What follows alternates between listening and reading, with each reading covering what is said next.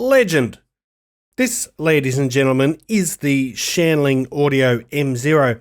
Now, this was released way back. When was that? Like 2018, 2019? Pretty amazing. It was the first of the fully featured miniature DAPs to hit the market. Bidirectional Bluetooth, awesome sound, great battery life, pretty small screen, of course, but you know, it is what it is. And I tell you what, it's held up incredibly well. It still works perfectly. But today I'm looking at the evolution of the M0, which is the M0 Pro.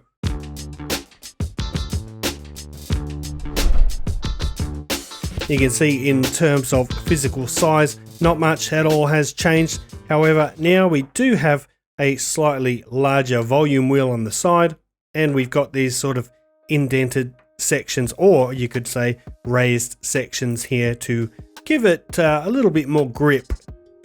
They are both tiny. They fit, literally I can fit two of them in the palm of my hand. To put that into context, here it is with my iPhone. So let's see, M0, M0 Pro, BOM5, height is AP80 Pro X, and that gives you some idea of just how tiny the little M0 Pro here is. Now I will show you the screen and walk you through how it all works in just a minute, but first of all let me tell you the price, which is $129. It's rocking Bluetooth 5.0. Inside we've got dual ES9219C DAC chips, so dual Saber chips in there, and it holds micro SD cards up to 2 terabytes in size, so you could most people could fit their entire music library on this little guy. Just like the original MO, it's got bi-directional Bluetooth. That means that you can either use these with wireless headphones, or you can actually connect this to your phone, like plug in some traditional wired earphones or headphones here, and you can actually stream music from Tidal or Spotify on your phone and play it through the MO. So it's a really handy little device. I think it's brilliant. Now on the bottom here, another change from the original one. The original one had a straight up single-ended 3.5mm headphone output, and this one's also got a 3.5mm single-ended output, but it's a very special little headphone jack because you have to buy an adapter which is sold separately, but it also works as a balanced output. Now I considered buying that adapter, but I didn't know how long it would get here, and I just wanted to get this review finished. So my experience has been only with the 3.5mm single-ended output. Keep that in mind.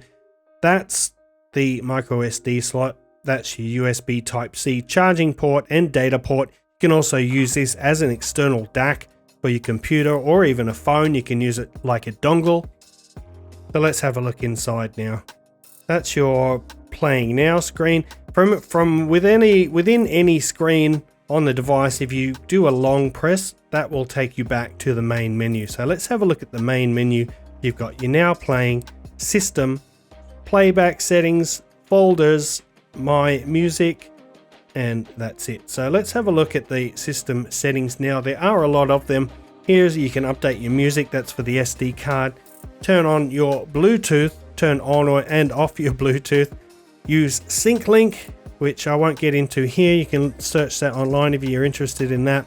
Set the brightness of the screen off timer, idle time, sleep timer, USB mode, whether it's used as an external drive or as an external DAC. Set the clock. You can set the lock screen.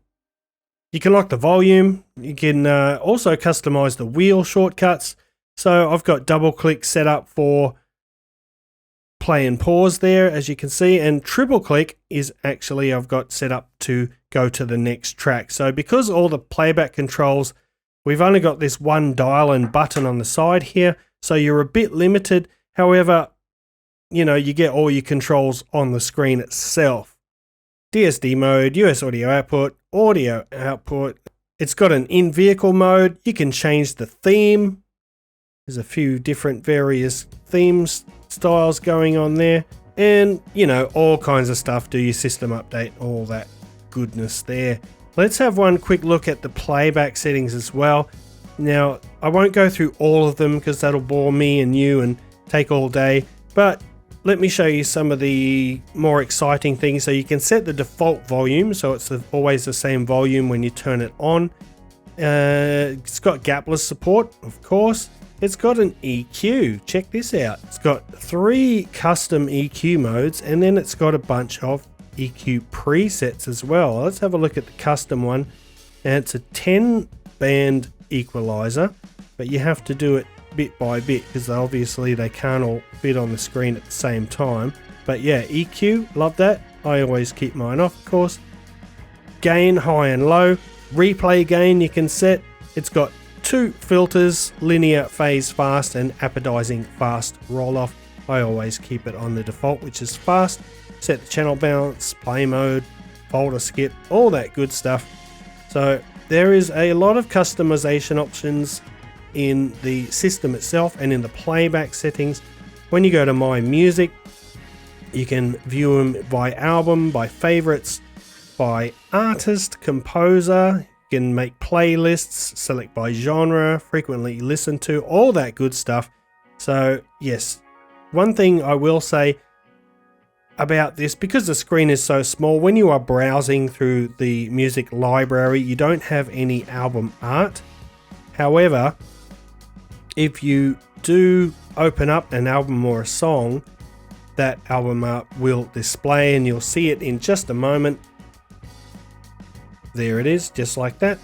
And you can get some more options over here. You can change the playback speed, change the playback mode, whether you want repeat, shuffle, and all that good stuff. And honestly, it's just got everything you could want. Well, everything I could want. I don't know about you. It's probably missing some things that you want, you precious snowflake you. But let's go back to this album list for a minute, because I want to show you just how smooth the UI is. Look, this runs on Shanling's M-Touch software or user interface, and it's a nice mature system. It's very stable, or at least it is for me. And there, look at that, nice smooth action all the way. You can scroll through that, or you can just hold on the side and you can go to the specific letter that you're looking for. And yeah, it's pretty cool. So in terms of the UI, I've got no complaints. I think it's wonderful. I personally do prefer a slightly larger DAP, and that's just because I like to browse my music library with the album art. But obviously with something this small, you have to make some compromises, but I think this works really, really well. Let's talk about the sound now, and as I said, I've only tested with the single-ended 3.5mm out, but you know what? Shanling has always had really, really good sounding single-ended output, and the story is just the same here. In terms of audio output, you're looking at 90 milliwatts in single-ended, which I know is not much. In balanced out, that goes up right up to 236 milliwatts. But honestly, despite that low number, I haven't had any problems, power problems whatsoever driving all my IEMs. I can even run several of my headphones like the Meze 99 Classics. The Harmonic Dyne Zeus runs fine out of this, for example. And although this does sound slightly different from the original M0, it's still got that Shanling house sound. I would say compared to the original, the sound is just a little bit cleaner. They're both very neutral. Actually, I'd say the M0 is probably slightly more colored than the M0 Pro here. It's got a very neutral, transparent sound signature, good spacing, nice wide soundstage. Well, expansive actually. It's got good depth in the stage as well. It's got great end-to-end extension, so you can get your nice sub-bass rumbles through here.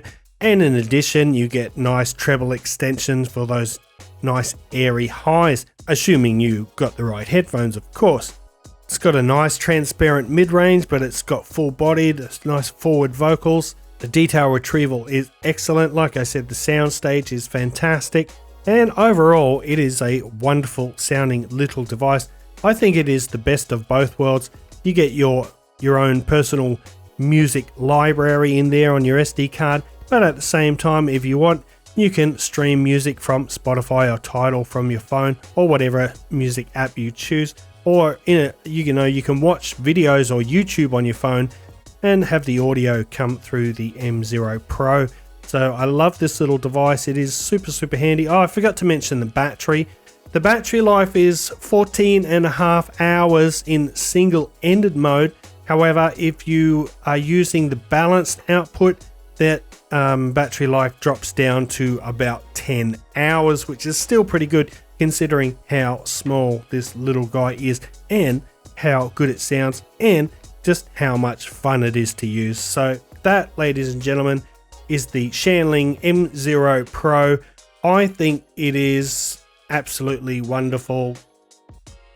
I've been using this a lot, and it's just so small. You can take it anywhere with you and have your music library with you wherever you go. So I'm going to wrap it up there, guys. Thanks for watching the video. If you liked it, give it a thumbs up. Parfam audiophile style. If you're new here and you want to see more content like this, why don't you go and hit that subscribe button. Check the description down below. I've got all my links down there. And until next time, see you later.